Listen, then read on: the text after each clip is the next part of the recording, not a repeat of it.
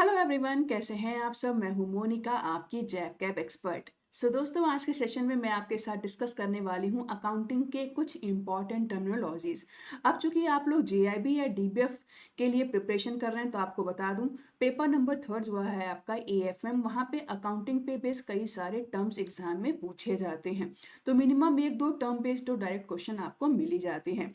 That's why इस चीज़ को ध्यान में रखते हुए हम यहाँ पे आपको टर्मिनोलॉजीज पे बेस्ड को एक सेशन कवर करा रहे हैं। तो चलिए सेशन स्टार्ट कर देते हैं। अब यहाँ पे सबसे पहला जो टर्म है वो है कॉल मनी। तो कॉल मनी होता क्या है, सबसे पहले इसको समझ लेते हैं। अब दोस्तों, जैसे हम यहाँ पे अगर एक बैंक का ही एग्जाम्पल ले, ठीक है। हमें पता है कि बैंक का रोल होता है क्या, लोगों के डिपॉजिट को एक्सेप्ट करना और लोगों को लोन देना। लेकिन मान लेते हैं कि अगर बैंक को अर्जेंट बेसिस पे कैश की नीड हो गई और बैंक के पास कैश उतना अवेलेबल है नहीं, तो बैंक क्या करेगी, उन पैसों की व्यवस्था कहाँ से करेगी। तो ऐसे केसेस में उनके पास एक ऑप्शन ये भी होता है कि वो बैंक किसी दूसरे बैंक से शॉर्ट टर्म के लिए कैश बोरो कर ले। ठीक है। तो इंटर बैंक ट्रांजैक्शन जब होता है, यानी जब एक बैंक दूसरे बैंक से कैश बोरो करती है अपनी शॉर्ट टर्म नीड को फुलफिल करने के लिए, तो इस मनी को क्या नाम दे देते हैं, कॉल मनी। अब दूसरी बैंक फ्री में तो पैसा देगी नहीं, अगर हम आपको तत्काल सुविधा दे रहे हैं तो कुछ तो हम रेट चार्ज करेंगे। तो इस पे जो रेट चार्ज होता है उसको हम बोल देते हैं कॉल रेट। ठीक है। और चूंकि तत्काल सेवा है, ऑब्वियस सी बात है, जैसे डॉक्टर को आप दिखाते हो नॉर्मल वे में तो फीस अलग होती है, लेकिन तत्काल में आप दिखाते हो, इमरजेंसी में दिखाते हो, तो कहीं ना कहीं फीस कहीं ज़्यादा लेते हैं। ठीक है। ठीक वैसे यहाँ बैंक भी अगर आपको इमरजेंसी सर्विसेज प्रोवाइड करेगा तो आपसे इंटरेस्ट तो चार्ज करेगा, लेकिन कंपेरेटिवली कहीं ज़्यादा।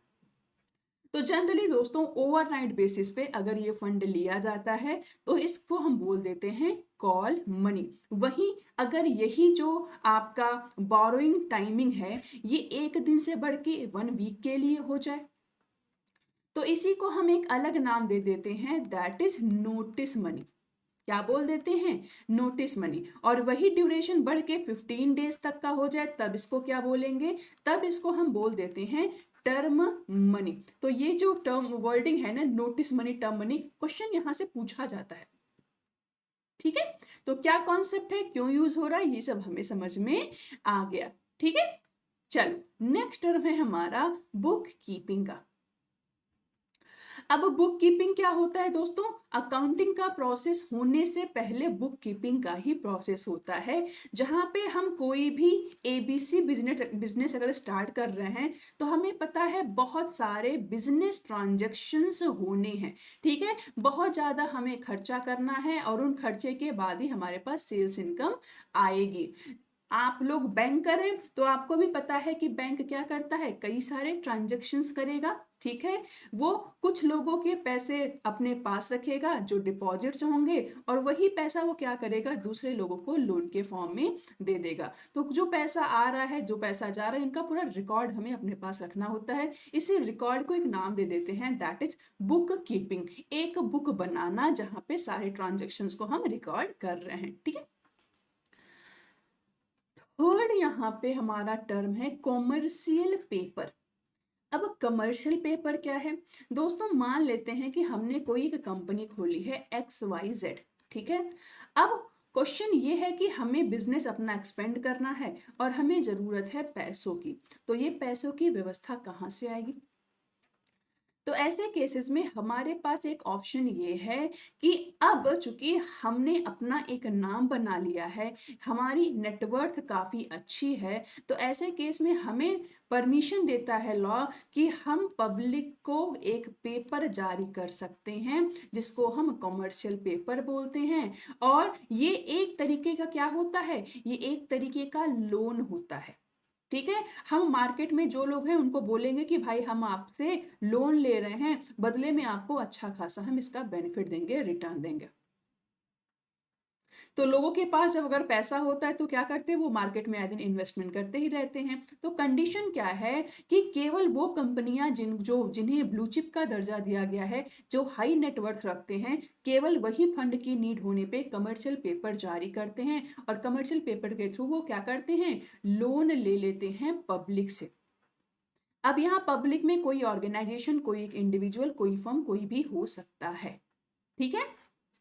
लेकिन ध्यान दीजिएगा कि ये जो लोन हम बोरो कर रहे हैं पब्लिक से, ये लोन मैक्सिमम 1 ईयर के लिए ही बोरो कर सकते हैं, उससे ज़्यादा टाइम हम यहाँ पे नहीं ले सकते हैं, ठीक है। और दूसरी कंडीशन ये भी है कि कमर्शियल पेपर जो है वो अनसिक्योर होता है। क्यों? क्योंकि कंपनी जारी कर रही है। और दोस्तों, कितनी भी बड़ी कंपनी हो, कंपनी के केस में हम गारंटेड नहीं कह सकते हैं कि हमने 100% सेफ इन्वेस्टमेंट किया है, ठीक है।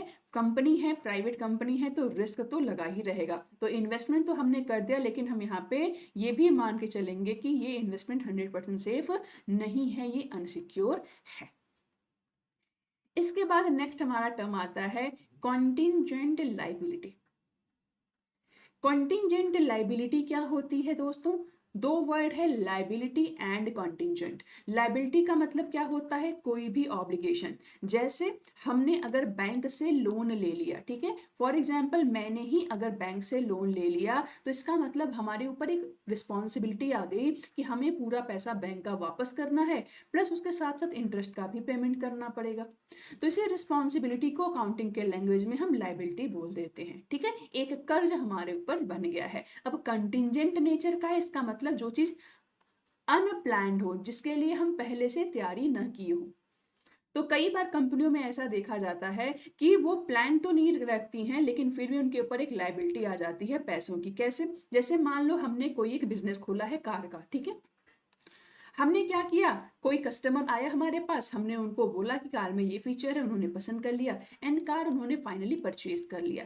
लेकिन अगले ही दिन वो अपना कार लेके वापस आ गए हमारे शोरूम में। हमने बोला क्या हुआ? उन्होंने बोला ये कार जो है ये सही से वर्क नहीं कर रही है और एक्सीडेंट होते होते बचा है, या फिर इनकेस एक्सीडेंट हो गया। तो ऐसे केस में क्या करेंगे, वो कार वापस करके हमसे पूरा का पूरा पैसा मांगेंगे, कहेंगे आप हमें कंपनसेशन भी दीजिए।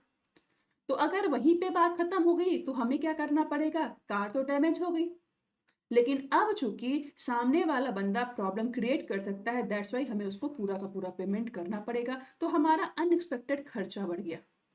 ठीक वैसे अगर मैंने यहाँ पे कहा कि नहीं भाई आपकी गलती है, तो वो कोर्ट पर पहुंच जाएगा, बोलेगा ठीक है कोर्ट में आपको देख लेंगे। अब अगर कोर्ट चला गया तो हमें लॉयर हायर करना पड़ेगा। फिर उसके बाद कोर्ट ने अगर हमारे अगेंस्ट फैसला सुना दिया तो भी हमें कंपनसेशन देना पड़ेगा। तो फालतू के खर्चे हमारे ऊपर आ गए, जिसके लिए हम पहले से प्रिपेयर नहीं थे या अवेयर भी नहीं थे। ऐसे खर्चों को बोल देते हैं कॉन्टिंजेंट लाइबिलिटी। नेक्स्ट टर्म है डेबिट। दोस्तों, जब भी हम कोई फाइनेंशियल रिपोर्ट बनाएंगे, कोई भी अकाउंटिंग बुक बनाएंगे, तो डेबिट और क्रेडिट जैसे वर्ड हम यूज करते हैं।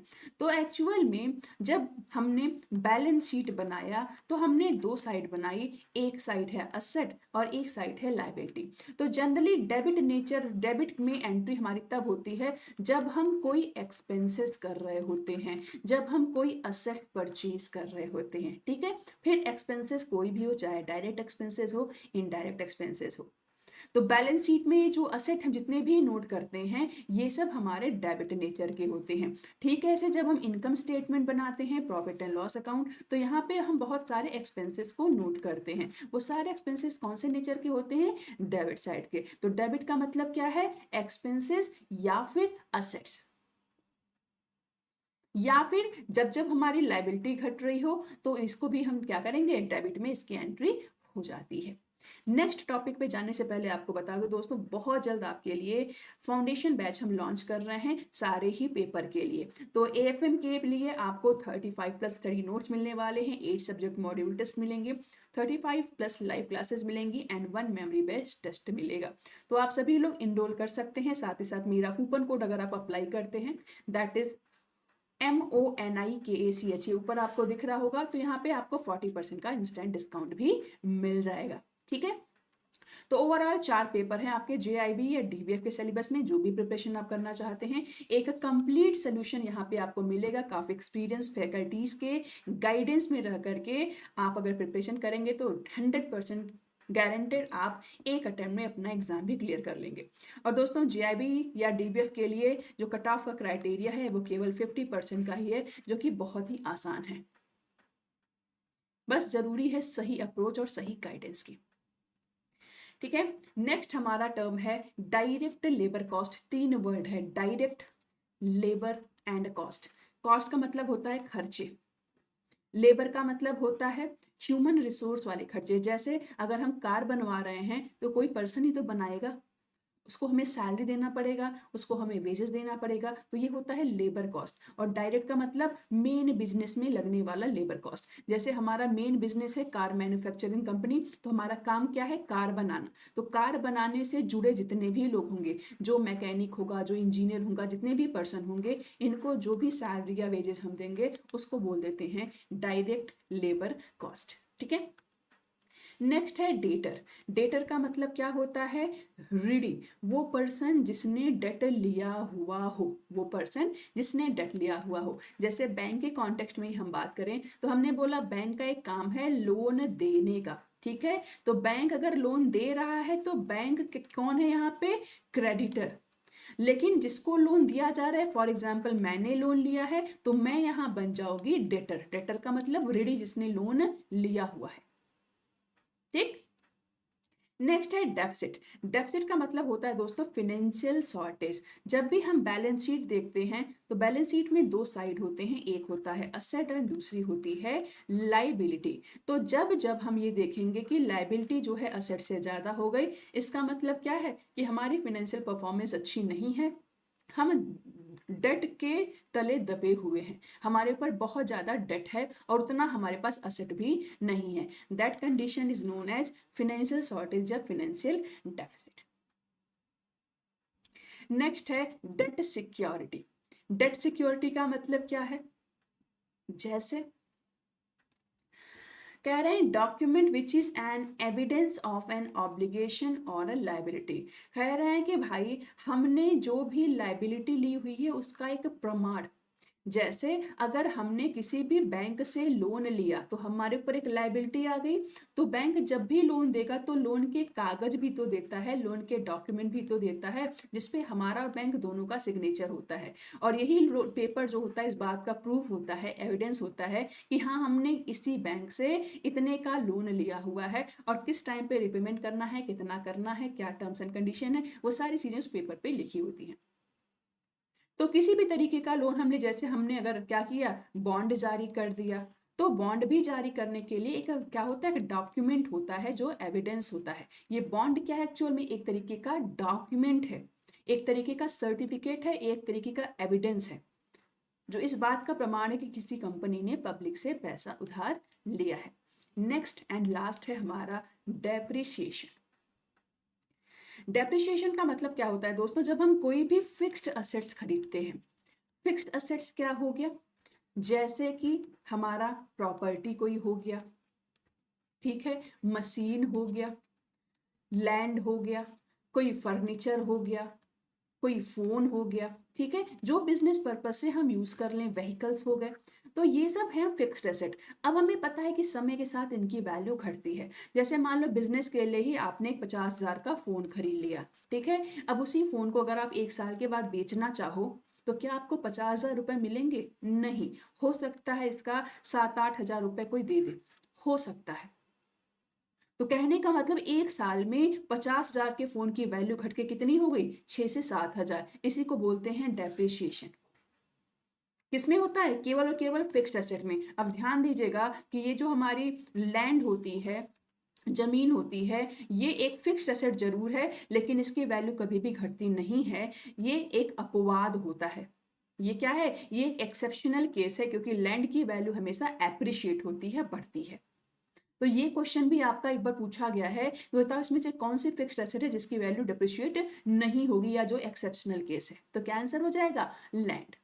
इसीलिए हमारे कंट्री में या अदर कंट्री में भी लोग लैंड को एज एन इन्वेस्टमेंट परचेज करते हैं, क्योंकि सबको पता है कि लैंड की वैल्यू समय के साथ बढ़ेगी ही बढ़ेगी। तो बहुत सारे टर्म हैं और आगे के सेशन में आपके साथ डिस्कस भी करेंगे। आपको करना ये है कि हमारे इस चैनल को सब्सक्राइब कर लेना है अगर अभी तक आपने नहीं किया है तो, जिससे जितने भी सेशन आए आप अपडेटेड रहें और डेली बेसिस पे सेशन आप देखते रहें। ये टेलीग्राम ग्रुप की ऑफिशियल आईडी है, आप सभी लोग इसको ज्वाइन भी कर लीजिएगा, क्योंकि पीडीएफ हम यहीं पे सेशन शेयर करते हैं। एंड इन केस अगर आपके कुछ भी डाउट्स हों तो नीचे कमेंट सेक्शन में आप रेज कर सकते हैं या फिर टेलीग्राम ग्रुप में भी आप हमसे कम्युनिकेट कर सकते हैं। तो इसी के साथ सेशन एंड करूंगी। सेशन पसंद आया हो तो लाइक जरूर से करिएगा। Thank you so much.